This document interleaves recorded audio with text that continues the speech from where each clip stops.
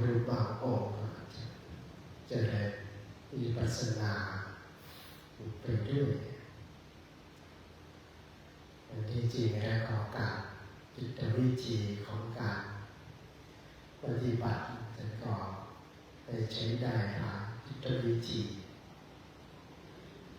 วิปัสสนาปุพพังคัมมังสมัทโธใช้วิปัสสนานำหน้าสมถะก็ได้แต่นี้เหมาะสำหรับกลุ่มผู้ที่มีสัญญาเยอะหรือว่ามีปัญญาเยอะมีความคิดมากก่อนก็อาจจะไม่ได้มีปัญญามากแต่มีความฟุ้งซ่านเยอะน่าคิดหรือบางคนก็มีวิจิกิจฉามีความรังเลสงสัยโน่นนั่นนี่อันก็ให้เอาวิปัสสนาก็เป็นความคิดแต่คิดอย่างไรจะเป็นวิปัสสนาคิดเพื่อจะให้รู้แจ้งในสิ่งที่สงสัยนำมาวิเคราะห์แต่ว่าการหลักของวิปัสสนาคือเอาธาตุสี่ขันธ์ห้ามหาภูตรูปสี่เอาทางด้านของนามและรูปพิจารณาให้เข้าถึงตัวไตรลักษณ์แจ่มชัดแจ่มแจ้งตามความเป็นจริงเกิดญาณทัศนะเกิดขึ้นมาจนเกิดนิพพิทาเกิดความเบื่อหน่ายคลายออกจากความกำหนัดความเบื่อหน่ายกับความเสพต่างๆแต่พวกเราเนี่ยเบื่อหน่ายเพราะว่าความไม่อาจขัดเคืองก็เลยเกิดความเบื่อหน่ายเป็นความเบื่อหน่ายจากความรู้แจ้งคือการเห็นจริงว่ามันไม่มีประโยชน์มีโทษอย่างไรเห็นโทษของมันอย่างชัดแจ้งโทษของกามก็ดีโทษของวัฏฏะก็ดีโทษของสังขารร่างกายก็ดีมองเห็นโทษว่ามันไม่เที่ยงอย่างไรมันทุกข์อย่างไร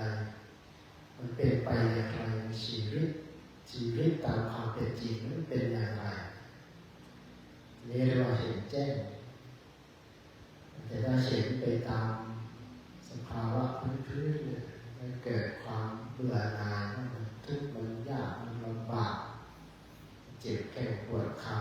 ที่เบื่อหน่ายมันเป็นอาการเกิดเบื่อแบบไม่รู้จริงไม่แจ่มแจ้งแล้วเราจะได้ว่าใช้วิปัสสนานำหน้าเอาไปเอามาเมื่อพิจารณามันเกิดความสงบก็หยิบเอาอารมณ์ความสงบเอาอารมณ์ใดอารมณ์หนึ่งตั้งไว้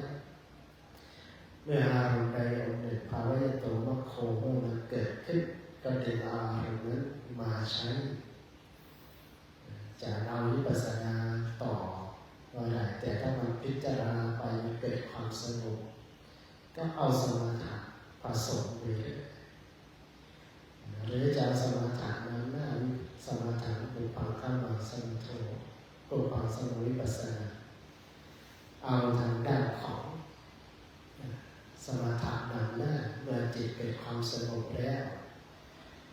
ก็ใช้ความสงบเป็นจิตนั่นแหละอยู่ในขั้นของคณิกาสมาธิแต่ถ้าเข้าไปอุปจารสมาธิแล้วก็ไม่สามารถเดินขึ้นสู่วิปัสสนาได้ก็สู่ความสงบอย่างเดียวเอามาเป็นใช้เป็นบาดฐานเอาความสงบมาเป็นบาดฐานที่จะยกจิตขึ้นสู่วิปัสสนาก็ได้หรือจะเจริญควบคู่กันไปให้มันเลือกทางของมันเองว่าเราไม่รู้ว่าจะเอาไหนก่อนอันไหนหลังจะเจริญยังไงจิตจะเข้าไปสู่ความสงบได้ก็เอาทั้งสองผสมกันไปเลยเราเลือกของมันเองทีนี้ภาวะโตมะโคมันใช้วิปัสสนามันแจ่มแจ้งกว่ามันมีปัญญามันมีความปิติความโลภมากกว่ารู้เข้าใจมากกว่าเราจะเรียนวิปัสสนาต่อทีนี้ต้องอาศัยความชำนาญความรู้หลักอีกต้องรู้หลักอีกสักก่อนแต่ถึงอย่างไรก็ตามก็ต้องใช้บาดฐานของสมาธิใช้บาดฐานของสติใช้บาดฐานของสมาธิเป็นฐานในการที่จะ ยกจิตเป็นสู่การได้พิจารณาวิปัสสนาตัวนี้เป็นวิธีการยุทธวิธีในการฝึกจิตสำหรับแต่ละผู้แต่ละคนที่มีสัญญาต่างกันในทางด้านของสิ่งที่เราจะได้เวลาเราจะทำอะไรมันจะมีคำถามว่าอะไรทำไมเพื่ออะไรและก็โดยวิธีใดตัวนี้เป็นคำถามขั้นพื้นฐานของการศึกษาในพระพุทธศาสนาถ้าเราทำไปแล้วเราไม่รู้ว่าเราทำอะไรนี่เราก็จะไม่ใส่ใจหรือเราก็ไม่รู้สิ่งที่เราทำอยู่แล้วมันคืออะไรมันเป็นไปยังไงมันคืออะไรมันเป็นยังไงแล้วก็จำเป็นจะต้องรู้อะไรสิครับไอ้อะไรเราก็พูดกันมาตั้งแต่วันแรกแล้วว่าสมาธิเนี่ยเป็นศัพท์ที่เราใช้เรียกเฉพาะของอาการของสภาวะธรรมของสภาวะจิตเรียกว่าสม่ำเสมออาทิแปลว่าจิตมีความสม่ำเสมอเป็นตั้งอยู่ในอารมณ์ใดอารมณ์หนึ่งไม่ขาดตอนไม่ขาดสายต่อเนื่องจริงๆถ้าเราจะเดินสติปัฏฐานกันจริงๆที่จะหวังผลได้ใน7 วัน 7 เดือน 7 ปีแล้วต้อง7 ชาติถ้าเราจะปฏิบัติได้ตลอดติดต่อกันตลอด24 ชั่วโมง 7 วันย่อมจะเห็นผลถ้าเกิดว่าสติปัญญาสติยังไม่แก้วกว้างครอบคลุมขนาดนั้นก็7 วัน 7 เดือนอาจจะ7 เดือนก็7 ปี7 ปีก็7 ชาติก็ไม่ได้โอ้เลยแต่คำว่า7 วันเนี่ยคำว่าสติปัฏฐานเนี่ยเป็นคำว่าโควิสติเป็นทางสายเดียวเส้นเดียวสายเดียวจะปฏิบัติอย่างไรก็ตามมันจะเป็นรวมอยู่ที่สติปัฏฐาน4เป็นเส้นทางอริยมรรคก็จัดอยู่ในทางด้านของสติปัฏฐาน4สติปัฏฐาน4สมบูรณ์อริยมรรคก็สมบูรณ์อันนั้นเราจะกล่าวเป็นนั้นทำไมเราไม่กล่าวไม่พร้อมกันกล่าวเพราะเรากล่าวมีสติไม่ได้น้อมจิตไปถึงพระรัตนตรัยเนี่ยแสดงว่ามันไม่ได้กับถ้ามีสติจะต้องกำหนดว่าเราจะรอกล่าวลงไปจิตจะต้องถึงไม่ได้ถึงแค่วาจาพุทโธเมนาโถแต่น้อมไปว่าเรากำลังกล่าวพระพุทธเจ้ามีรูปใดทำจิตอย่างนี้ไหมครับว่าอัคขาตาโรตถาคตาพระพุทธเจ้ากำลังอยู่ต่อหน้าเราพระปฏิมากรเนี่ยนะกำลังอยู่ต่อหน้าเรานี่คือองค์แทนพระเจ้าแล้วให้ทำเหมือนเรากำลังอยู่ต่อหน้าพระพักตร์ทุกครั้งที่เจอพระพุทธรูปหรือทุกครั้งที่เรากราบพระจะมีพระพุทธรูปหรือไม่มีพระพุทธรูปก็ตามแต่ขณะที่จะกล่าวคำว่าอรหันต์จิตไปถึงพระพุทธเจ้าเนี่ยลองฝึกดูนะฝึกให้มันเกิดชำนาญถ้าใครเคยไปอินเดียก็รู้เลยให้ไปถึงต้นโพให้ได้เลยแท่นศิลาอาท่านอยู่อย่างไรต้นโพอย่างไรเจดีย์พิรยาอย่างไรพุทธเมตตาอยู่อย่างไรลองน้อมจิตให้ไปถึงนี่แหละที่ว่าความเร็วของแสงมากมีเท่าไหร่ก็สู้จิตไม่ได้จิตนี่เร็วกว่าแสง 7,000 เท่าเร็วกว่าแสงมากกว่านั้นจิตพวกเป็นพระอรหันต์ที่เร็วกว่านั้นคิดไปถึงอเมริกาถึงอเมริกาเลยคิดถึงอินเดียถึงอินเดียเลยเพราะนั้นถ้าเราได้ฌานได้อภิญญาอยากจะไปอเมริกาเลยไม่ต้องนั่งเครื่องบินไปโดยจิตอย่างเช่นว่าอเมริกาก็เราทำอะไรกำหนดจิตแค่เดียวไปปรากฏอยู่นั่นชั่วรัดนิ้วมืองั้นพระพุทธเจ้าเวลาไปโปรดไปด้วยฤทธิ์เห็นไหมทางด้านของพระกำลังจะกระโดดหน้าผาท่านจะเป็นปรากฏกายต่อหน้าขณะอยู่กันคนละไม่กี่ยอดแล้วเรากำลังของจิตไปได้เร็วที่ขนาดนั้นช่วยรับนิ้วมือกำมือเข้าแดนมือออกนี่เร็วที่ขนาดนั้น อันนี้คืออนุภาพแห่งจิตอันนั้นทางด้านเขาเราน้อมจิตไปสู่พระพุทธเจ้าแล้วกล่าวไปนี่ก็กล่าวจะมีสติเจริญสติทุกอริยบททุกการเคลื่อนไหวจะคุ้นจะเหยียบจะเลยเดี๋ยวซ้ายเดี๋ยวขวาพระกัจจายนะหรือภาษากัจจายเนี่ยเป็นไปอธิบายขยายความไม่เป็นความถี่ละเอียดไปกว่านั้น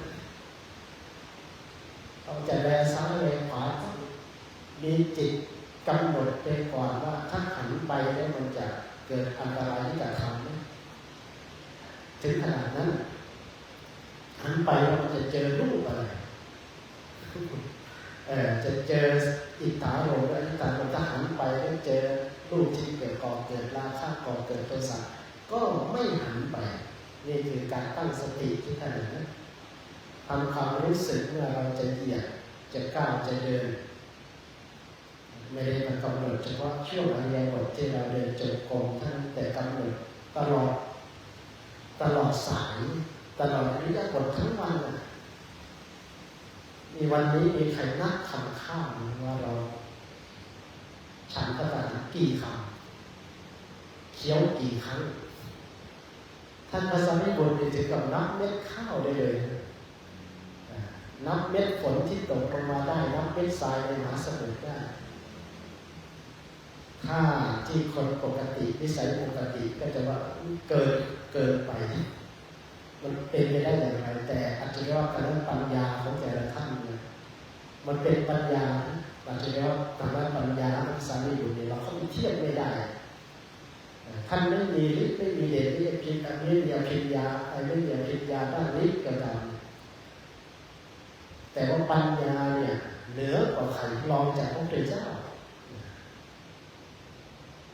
เพราะฉะนั้นไม่เหลือวิสัยเลยที่จะนับเม็ดฝนที่มันตกกรมอุตุนี่นับไม่ได้นะเขานับได้เป็นรูปบาทเมตรด้วยการคำนวณนั่นแต่พระสารีบุตรแม่นยำนับเป็นเม็ดเลย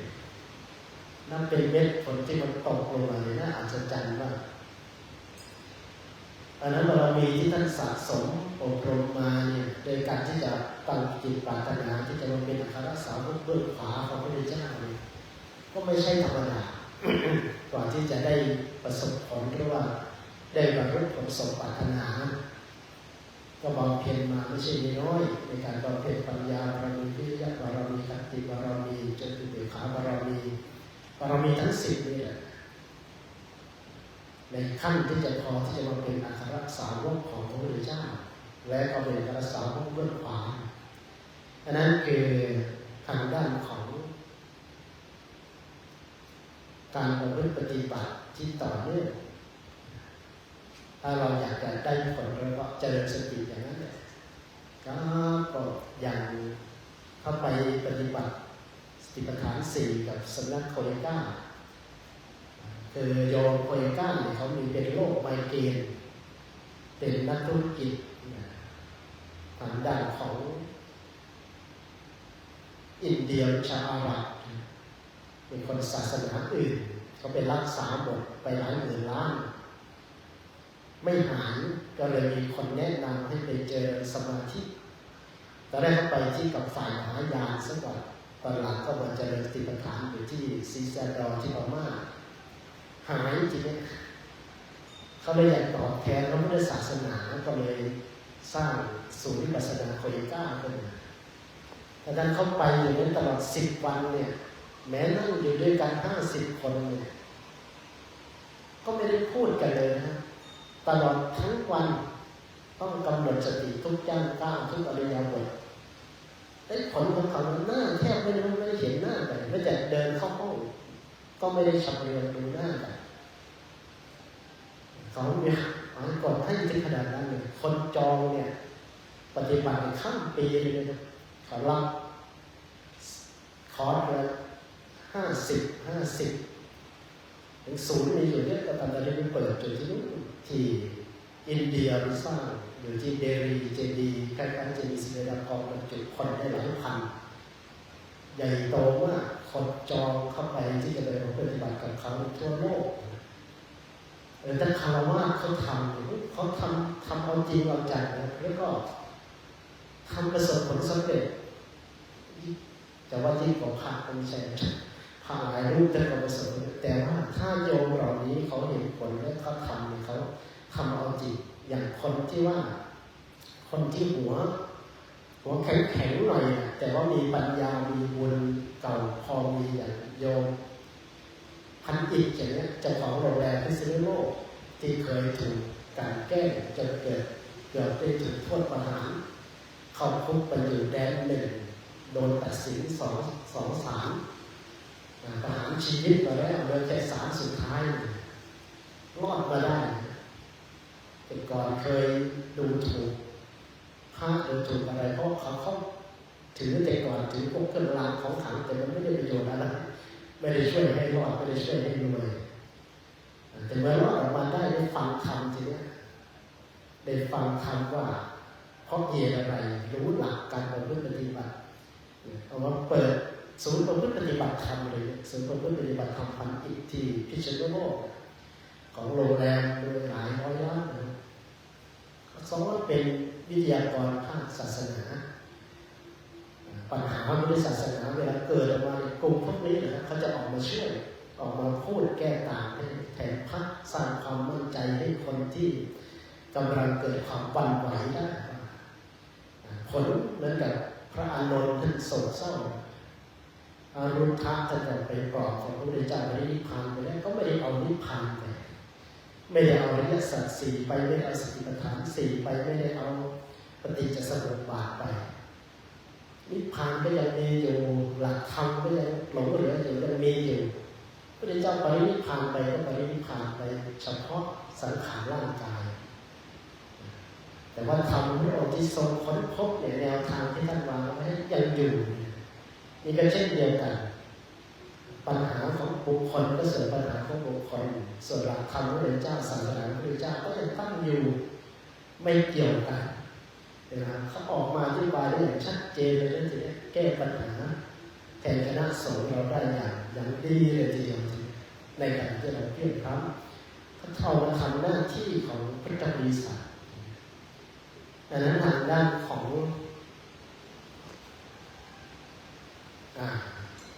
การเจริญสติปัฏฐาน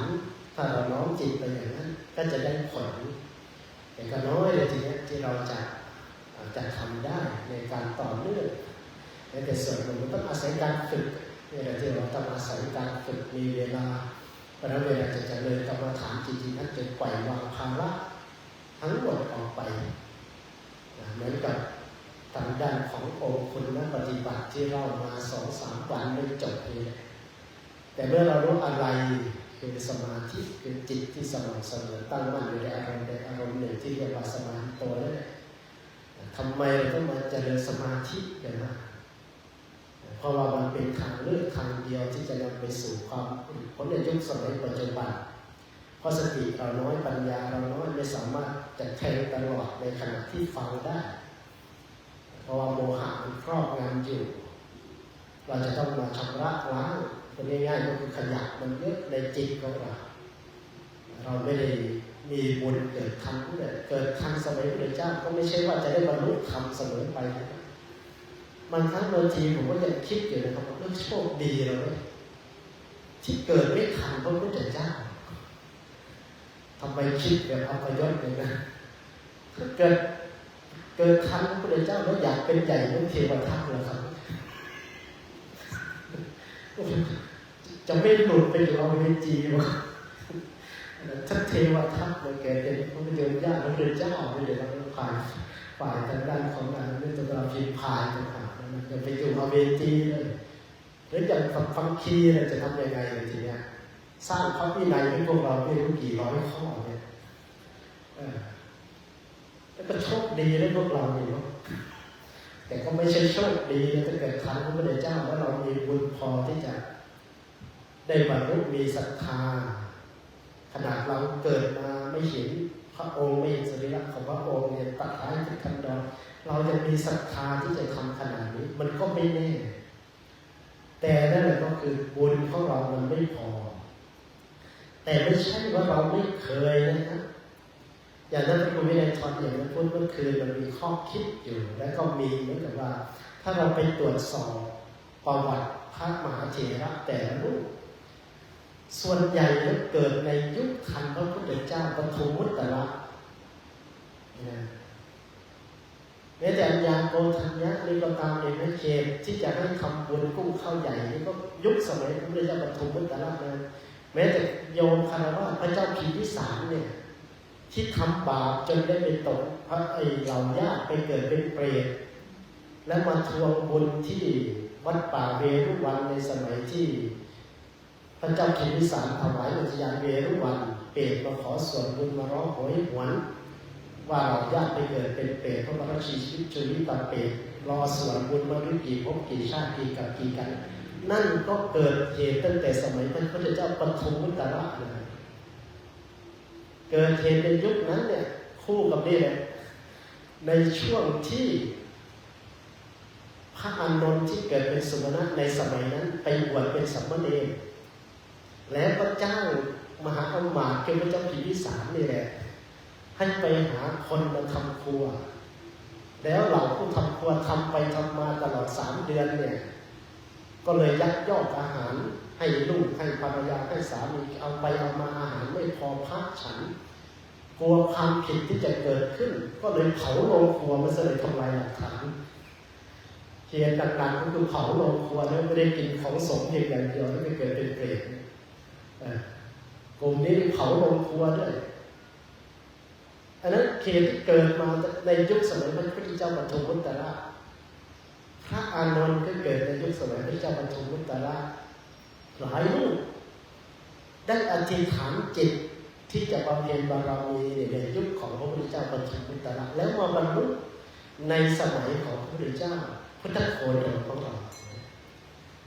พวกเรานี่มันก็น่าจะเคยเจอนะก็น่าจะเคยเจอพระพุทธเจ้าองค์ใดองค์หนึ่งนะใครจะมีอติคันธัญญาได้สักลูกเนี่ยเอาเนี่ยนะหลวงพี่เอาจริงเอาจากที่หัวออกเสียงสักลูกเอามาปฏิบัติอยู่นี่อะไรผมจะอนุเคราะห์มันจะ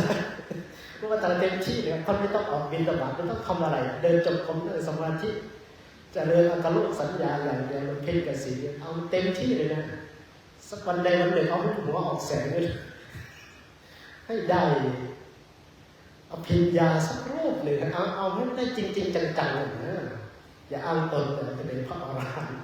เอาเป็นจริงๆจังๆเพื่อให้หมู่คณะได้อาศัยอันที่จริงมีนะครับรูปที่ท่านได้ปาราคติรู้จิตรู้ใจอย่างหลวงพ่อสิงห์อาจารย์ของอาจารย์สมภพเนี่ยที่อยู่ที่หนองคายอะไรก็รู้หลวงพ่ออยู่ที่แม่ลาโน้น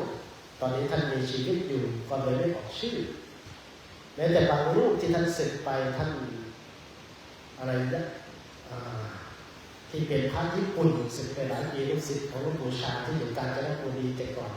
แต่ที่ผมเคยไปกับอาจารย์วิเชียรวชิรธรรมโมวัดปัญจบุรีสาวว่าตอนนี้ท่านไปอยู่เยอรมันช่วงจะกวาดลานวัดแล้วปัญจบุรีปัญหาท่านก็เลยไปอยู่เยอรมันซะเลยอันนี้เคยไปนะเคยไปแล้วก็ท่านมิสุโอะท่านก็เคยมีสภาวะจิตอย่างนี้เช่นเดียวกันนะการประยุกต์อาจารย์วิเชียรเนี่ยเป็นทดสอบทดลองว่าท่านรู้จิตจริงหรือเปล่าท่านก็สามารถรู้ได้แต่ว่าตัวนี้เป็นโลกียะยังไม่เป็นโลกุตตระยังเสื่อมได้ฤทธิ์พวกนี้เนี่ยเหมือนพระเทวทัตมีฤทธิ์ของเหมือนเดินอากาศแปลงเป็นงูไปแปลงเป็นทารกไปอยู่ในตักในอ้อมกอดของพระเจ้าชาติศัตรูทรมานพระเจ้าชาติศัตรูจนเกิดความเลื่อมใสศรัทธาได้ฤทธิ์ก็ยังเป็นตกกเวจีพอยังไม่ได้เป็นอริยะยังไม่ได้บรรลุตรงนี้ก็ยังเสื่อมได้ทีนี้ทางด้านของที่ว่าเราว่าทำไมเราก็อาจจะเกิดทันพระพุทธเจ้าองค์ใดองค์หนึ่งแล้วเคยสะสมได้ในธรรมะบารมีที่เคยบวชแล้วมันจะมีอุปนิสัยที่อยากจะมาบวชแต่ที่พูดเข้าข้างตัวเองนะในฐานะที่เราไม่มีอติกตัญญาก็เลยประเมินคำนวณเราว่าอย่างนั้นแล้วก็เป็นความน่าจะน่าภูมิใจแล้วไปดูว่าแต่ละองค์ในอดีต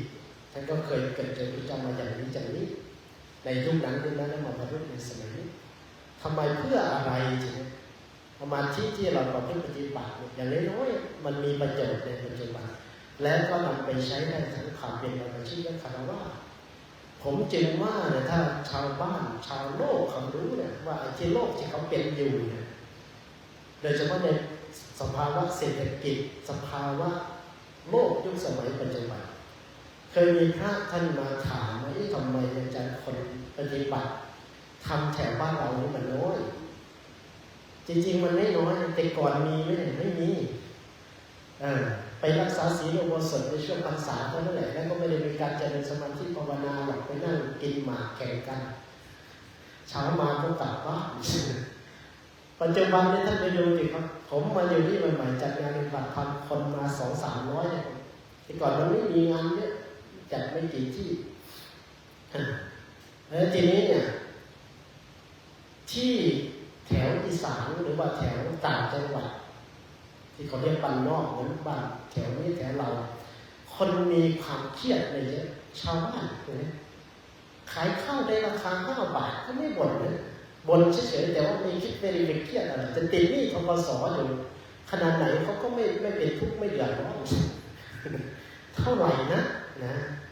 แตกต่างกับสังคมเมืองแต่ก่อนวัดมเหยงเนี่ยคนเข้าไปปฏิบัติธรรมไม่ถึง100เลยนะใหม่ๆเลยนะเริ่มในการเปิดให้โยมเข้าไปปฏิบัติธรรมเสาร์อาทิตย์เนี่ยท่านเล่าให้ฟังว่าไม่ถึง100แต่ในยุคที่ผมไป รู้จักมาแล้วก็เคยไปบรรยายธรรมเคยไปส่งโยมกลุ่มโยมภูพันธ์นพดาด้วยแหละกลุ่มโยมศิษย์ที่ไปอินเดียด้วยแหละเดี๋ยวนี้ท่านสร้าง3 ตึก 4 ตึกไม่พออยู่นะคนเกือบ400-500ในแต่ละสัปดาห์สิงห์บุรีแต่ก่อนก็ไม่มากสมัยหลวงพ่อจรัญอยู่ก็100-200ปัจจุบัน500-600ที่ชลบุรีวัดชัยมงคลผมเคยไปอยู่หรือวัดป่าสิทธิภาวันสาขาหลวงพ่อตามหาบัวผมไปอยู่ที่ก่อน10 คนที่อยู่แถววัดนั่นแหละเจ้าของโรงมันสับปะหลังโรงทำอะไรแป้งสาคูอะไรแล้วก็มีไม่กี่คนไปปฏิบัติธรรมวันพระกับวันเสาร์อาทิตย์ปัจจุบันเนี่ย100 กว่าเกือบ200ผมก็เลยมาวิเคราะห์ว่าเอาเนี่ยอย่างศูนย์วิปัสสนาแถวโคราชมีกรณีที่เกิดขึ้นเยอะเลยแล้วคนไปเข้าคอร์สกันไปปฏิบัติธรรมกันเต็มกับทุกเดือนเลยเพราะมันอยู่ในสังคมเมืองแถวสระบุรีคนมีความเครียดมากพอมีความเครียดมากมันหาทางออกไม่ได้ไปเที่ยวบาร์กลับมาก็เครียดเหมือนเดิมไปเที่ยวผับกลับมาก็ไม่ได้มีความสุขที่แท้จริงแต่พอโดนเพื่อนชวนไปนั่งสมาธิเห็นในสื่อยุคสมัยใหม่ว่าเขาไปเจริญสมาธิไปสวดมนต์ลองไปกับเขาดูจิตมันเกิดความสงบนัตติสันติปรังสุขขังได้ความสุขที่แท้จริงเนี่ยก็ชวนกันไปอีกบอกเพื่อนกลุ่มเดียวกันเขาเลยบางทีไปโยมเขามาคุยให้ฟังเวลาเขาได้สมาธิเหมือนกับครูเนี่ยสมัยแต่ก่อนจัดอบรมครูอยู่ที่นี่ก็ดีมาเลยก็ดีครูบางคนไม่อยากมาหรอกบางโรงเรียนเนี่ยเวลาเขตเขาสั่งไปเป็นโครงการเสริมสร้างประสิทธิภาพในการทำงานของราชการปรากฏว่าจับฉลากกันมาเลยทำไมจึงรู้เหรอเพราะเขามาบอกบางคนก็แตกก่อนเนี่ยจับฉลากใบแดงอะไรคิดต้องจำจิตเข้าฝืนปฏิบัติธรรมต้องจำจิตเข้าฝืนปฏิบัติธรรมเลยสั่งเมียจ๋าอย่างเมียแล้วก็พี่จ๋าน้องจ๋าพี่ลาก่อนเพราะวันจ๋าไม่จะกลับมาอีกยังก็จะไปชายแดนเลยแต่2-3 หน้ากระดาษเลยนะครับเขาได้จิตอันสงบมากเลยเขาเล่าบรรยากาศตั้งแต่นู้นแหละตั้งแต่ได้ยินข่าวว่าจะมีโครงการปฏิบัติธรรมจนมาถึงวัดวังวิโมกข์ที่หนองหินเมืองเลยกลุ่มหมอศิลป์กลุ่มอาจารย์พระครูวิเลศธรใหญ่ท่านไปจำพรรษาทุกปีด้วยว่าผมเป็นรุ่นบุกเบิก เป็นคนทำเช่าป่าไม้อะไรที่นั้นนั่นเป็นทางด้านของจิตที่มันได้สมาธิได้ความสุขสมาธิภาวนาภาวิตาท่องเรียนตาสุขวิหารยะสัมวัตติมันจะเข้าตัวถึงสุขในตัวแรกเลยถ้าเข้ากับจิตเกิดความสงบนิดเดียวก็เป็นความสุขขั้นพื้นฐานยิ่งเข้าไปถึงอัปปนาสมาธิอัปปนาสมาธิล่ะพระได้ฌานจึงไม่อยากจะเสื่อมจากฌานจนบางครั้งในยุคสมัยเขาพุทธกาลนี้พอเขาฌานเสร็จจ้างคนฆ่าเลยกลัวฌานมันเสื่อมก็ออกมาทุกอีกจนพระพุทธเจ้าบัญญัติห้ามและก็บัญญัติโทษเลยนะครับสมาธิภาวนาภาวิตาโหริกตาปฏิภาณยสัมมัตติเนี่ยตัวเนี้ยที่จะไปเข้าฤทธิ์เข้าเดชตัวปฏิภาณนะเกิดฤทธิ์เกิดเดชเกิดพลังอันพิเศษขึ้นมาที่เรียกว่าเมสกันเขาด้วยซุปเปอร์โนมอนเกิดได้เลยลูกพี่นะเอาเลยสามารถสร้างขึ้นมาได้พระพุทธเจ้ายืนยันได้เลยอีกตัวที่เรียกว่าสมาธิภาวนาภาวิตาโหริกตาสัมปชัญญะสัมวัตติสติสัมปชัญญะสัมวัตติเข้าถึงการมีสติสัมปชัญญะคือไม่หลงลืมไม่ต้องมีสติสมบูรณ์ไม่มีโรคอัลไซเมอร์ไม่หลงไม่ลืมแต่ต้องเจริญให้จริงนะไอ้ที่เรามานั่งสมาธิอยู่แต่ทำไมมันลืมง่ายหลงสติง่ายเพราะเราไม่ได้เจริญแบบถูกต้องและก็จริงจังอาการของการหลงลืมสติยังไงนะเดี๋ยวนี้ว่าจะไปเอาอันนู้นเดินไปถึงแล้วเรามาทำไมเป็นประโยชน์ต้องเดินกลับไปที่เดิมเพราะไปนึกว่าเราจะมาทำอะไรตัวนี้คืออาการของสตินะครับสติไม่บริบูรณ์สติหลงลืมด้วยถ้าจะเดินสมาธิอย่างจริงจังมันจะไม่หลงไม่ลืมในสิ่งนี้แต่เดี๋ยวว่าสมาธิภาวนาภาวิตาโหริกตาอาสวะขยะอย่างสัมวัตติเข้าถึงความสิ้นไปของอาสวะนี้ผลที่เราจะได้อะไรทำเพื่ออะไรเนี่ยไอ้ตัวสำคัญมันจะได้ที่ว่าโดยวิธีใดเนี่ยตัวที่เราควรจะศึกษาในการเรียนรู้วันนี้ก็หมดเวลาเช่นเดิมแค่30 นาทีในการปลุกเร้าที่มาต่อเติมเสริมเพื่ออนุโมทนาร่วมกันว่าเราจะทำอะไรเพื่อเกิดความมั่นใจในเรื่องสาระรู้เหตุรู้ผลรู้ประโยชน์ของตนที่จะเกิดขึ้นแล้วก็ถ้าเราจะเดินได้อย่างนี้เราก็จะสร้างคุณงามความดีมั่นใจในหนทางมีความเป็นสมณะบวชมาแล้วก็ไม่เป็นหมันป่าอย่างที่บทที่เราสื่องั้นก็ขออนุโมทนาทางอาชีพในการรับว่าที่ได้มาร่วมกันเราได้ปฏิบัติธรรมร่วมกันเพื่อเสริมสร้างบารมีเช่นของภาคบ่ายแล้วก็บุญกุศลนี้แหละให้ทางด้านของเจ้าภาพที่เป็นเจ้าภาพนั้นปะนะเป็นที่หมอศิษย์ได้บอกโยมเข้ามาหน้าเสียงขังดังทุกคำผมก็เลยว่าใครทำอะไรก็เสียงเครื่องก็ทำให้ตื่นตกเกินดูมองไปมองมาโยมทำแต่ว่าเขาก็เดี๋ยวเสียโอกาสเสียลาภเหมือนว่าพวกส่งน้ำเลยเดี๋ยวไปแปลง3 เครื่องเลยก็แย่เลยก็อนุโมทนาในส่วนนั้นเราก็แผ่เมตตา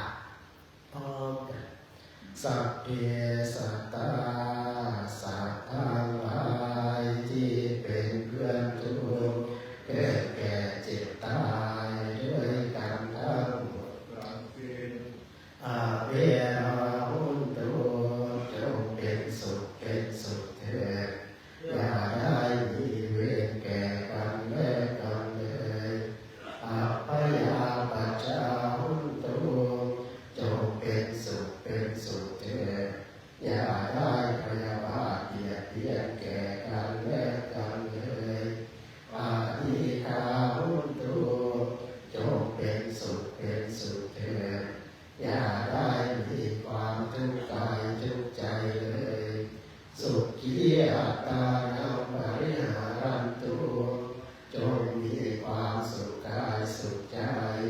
รักษาตนให้พ้นจากทุกข์ภัยทั้งสิ้นเถิ